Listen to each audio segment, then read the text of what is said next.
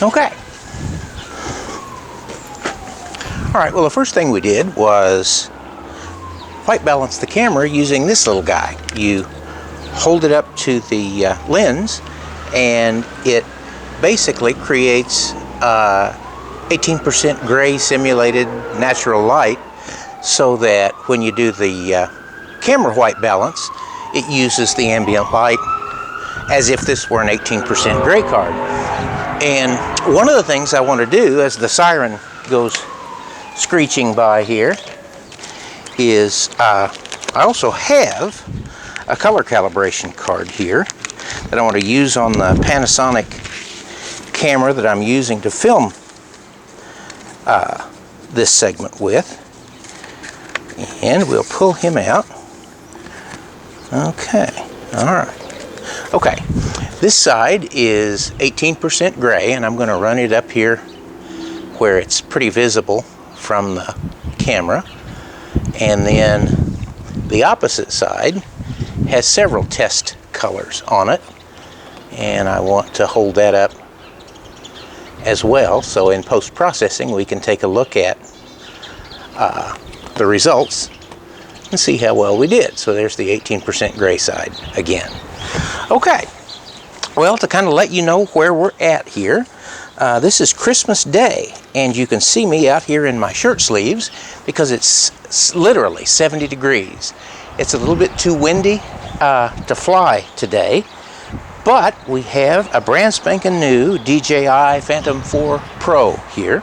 As you can see, I don't have the propellers on there, but I have managed to download and upgrade the aircraft, the battery, and the remote controller with all the latest firmware. And one of the things I thought might be interesting to do today would be to do some camera and photo evaluation. We can try H.264 and H.265 codecs, and we can also try a few of the color profiles that are in the latest firmware, and then we'll be able to take a look at those with the Lumetri scopes in Premiere Pro and see what kind of range we're actually getting, that we're actually making the most out of the image sensor that's in the drone, that the image processing software is actually making the most out of what's available from the sensor. So here in just a minute we'll get a few other things fired up to capture some screen images, and obviously we'll be capturing video and stills on the drone itself, and we'll see how things go. Okay, well, my gosh, it is now December 26th, and what a difference a day makes. It's a good 20 degrees cooler today, but at least we're not having any rain, so we're going to try this earthbound camera testing that we talked about at the beginning of this little video project. And the other thing I think I will mention real quick is I think I've removed a lot of frustration from trying to make this video by abandoning the iPad and going to an Android device, simply because the elegant solutions available for the Android device when doing screen recording just aren't there with the iPad. The Apple takes a very restrictive approach to what they give you access to, so that folks who may not have a lot of experience with these kinds of things can't get themselves in trouble. Android does some similar things, but they also make it much easier to override those settings. So I found a screen capture app for the Androids called A to Z, and I've just installed it. I don't really have a lot of experience with it, but if it works as advertised, we'll be able to eliminate a whole lot of problems with screen capture, with GPS accuracy, because the iPad is also, since it's not one of the cellular enabled iPads, my Air 2, then Apple sees fit to either not include or disable the GPS receiver. So I had to go purchase an external GPS receiver and tie that to the iPad with Bluetooth, and that whole issue goes away when using an Android device. So I've got just a Samsung Galaxy 5 here that will connect up to the Phantom 4 Pro remote. We'll get him all hooked up here, and then we'll begin to do some screen recording and see how that works. Okay. All right, well, after a huge battle, and which I finally won, after talking about how wonderful the Android device was and all of that good stuff, turns out that there is, with the Samsung Galaxy S5, a bug that it took me a while to discover, that if you have other software installed that recognizes the remote control when you connect it, that the Galaxy S5 can't deal with that, and so you don't get a connection between the DJI Go 4 app and the remote control. It just doesn't see it. So to make a long story short, I've got a program installed on my phone, an app installed on my rooted Galaxy 5 called Titanium Backup, and rather than having to uninstall Lychee and the DJI Go version 3 app, I just used Titanium Backup to go in and freeze those two applications, which basically just removes all of the init pointers and everything from the boot sequence, so that the app is there, but the operating system doesn't see it, try to load any of its file associations or any of that kind of stuff. So once I did that, boy, I'll tell you what, the DJI Go 4 app just jumped right up on my Samsung phone, and my screen recorder took off and worked just like it was supposed to. And everything's fine, but now the light's gone to hell. So I think we will still try to do a quick video, and in a minute you're going to see the video switch to the screen recorder app, but I'm going to turn the drone on and point it at some scenery outside. Then I'm going to go inside where it's warm and fire up the DJI Go app and the remote control, and just control the drone from in the kitchen where I can see it and stay warm. So you'll see that momentarily. Okay, now we're inside where it's a little warmer. Let's go back to the DJI Go app here. All right, now we are set. Let's double check that we know what we're doing here. We are set for none. Okay. And so let us take a few. Let's fire up the recording.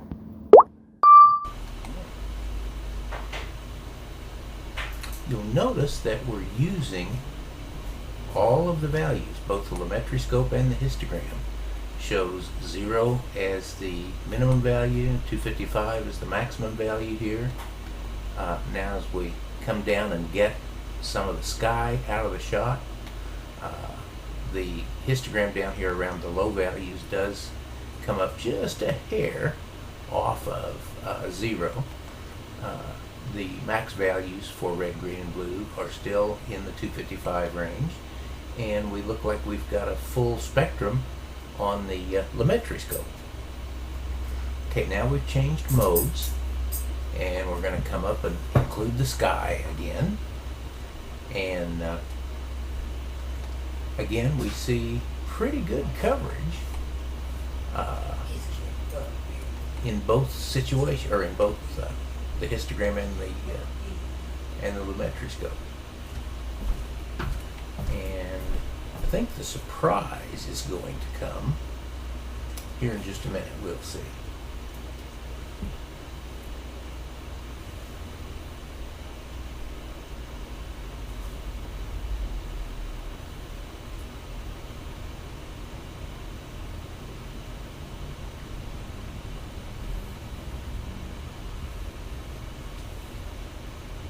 There, look at that. We just switched to D-Log, and our max value now is in the 80s, it looks like, minimum values in the 20s. Look how smushed up the Lumetri scope is here. It's just, we're throwing away huge amounts of bandwidth, both in the brighter and the darker parts of the scene, and it looks terrible. But D-Log processing with the firmware that's installed currently in the Phantom 4 Pro is just unusable. You're just basically taking a beautiful image sensor and throwing away probably a little more than half of what it's capable of doing. So that's the H.264. Now let's look at the H.265. And I bet you we're going to see that it's almost identical as far as performance in everything but D-Log. We're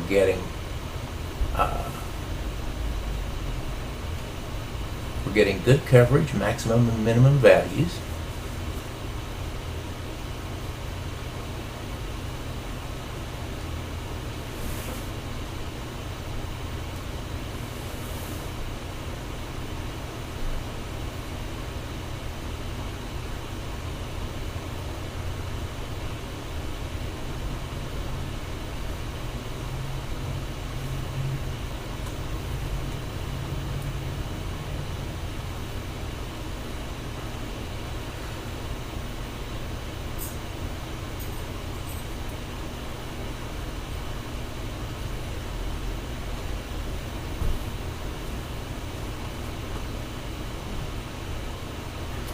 Things continue to look just fine.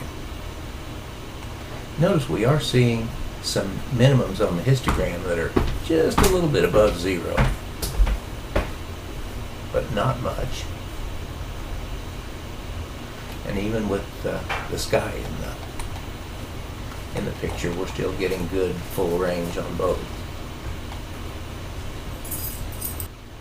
And now, again with the H.265 codec, things go to hell when we switch to D-Log. Again, we're throwing away, in this case, maybe half of the amount of information in the sensor.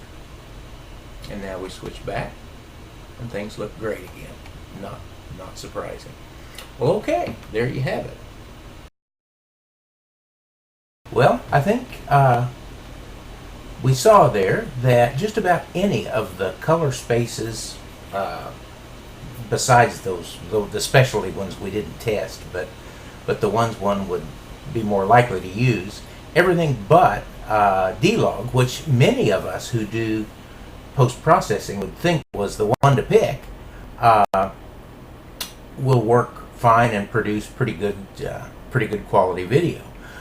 One of the things that I wanted to show you, and what you see here, this is I have the project that you're watching loaded up here in Premiere Pro, and if we scoot down here towards the end, here's where all of the analysis is going on, where you've got the split screens up and all that kind of stuff, as you can see here.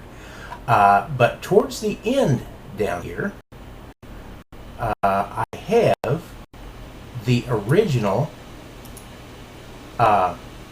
full resolution H.264. This is the H.264, and this is the H.265 versions of those videos that we were using when we had all the overlays. I've shortened them down, as you can see here. Each one is just a minute in duration, so they'll run almost 240% normal speed.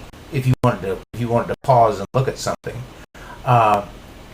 it'll just make the video run a lot faster. So there's a couple of minutes worth of that I want to show you here at the end, and I'll insert this little piece right here at the end of the testing.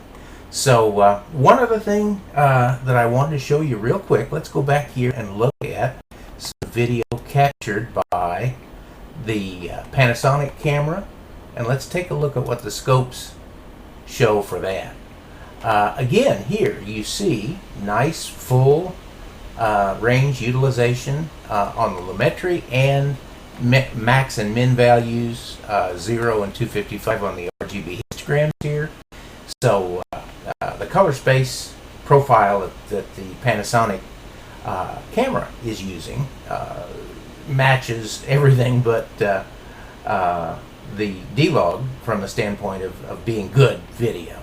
So in any event, I will throw these two full resolution H.264 and 265 copies at the end of this project, full screen, and then you should be able to evaluate them a little more carefully. So if you have any questions, feel free to drop something in the comments section. Otherwise, you'll see the two full frame examples from the Phantom 4 Pro, and we'll call this one quits. All right, thank you. Thanks for watching.